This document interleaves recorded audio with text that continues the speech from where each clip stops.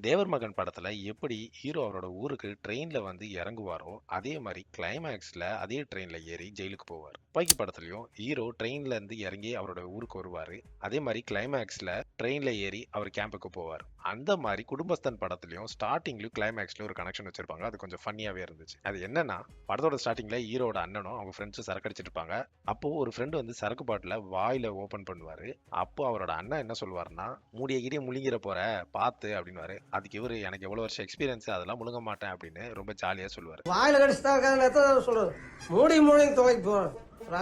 அதெல்லாம் முழுங்க விடுங்களா, எத்தனை வருஷம். அதே ஆளு கிளைமேக்ஸ் ஒரு முக்கியமான விஷயம் வீட்ல நடந்துட்டு இருக்கும். அதே ஃப்ரெண்டு ஹீரோட அண்ணனை பார்த்து அழுவார். இப்ப ஹீரோட அண்ணன் பாட்டில் முடி எங்கடான்னு போது, "அண்ணா முழுங்கிட்டனா" அப்படின்னு சொல்லுவாரு. அந்த சீன் செம ஃபன்னா இருக்கும். அதுக்கப்புறம் அவர் ஹாஸ்பிட்டல் கூட்டு போவாங்க. அப்புறம் என்னெல்லாம் நடந்துச்சுன்றது ரொம்ப ஜாலியாவே எடுத்திருப்பாங்க. இந்த படம் பார்க்கலன்னா கண்டிப்பா பாருங்க. இந்த படம் ஜி5ல அவைலபிளா இருக்கு. கண்டிப்பா நீங்க பார்த்து என்ஜாய் பண்ணலாம். அந்த அளவு சூப்பரா இருக்கு இந்த படம்.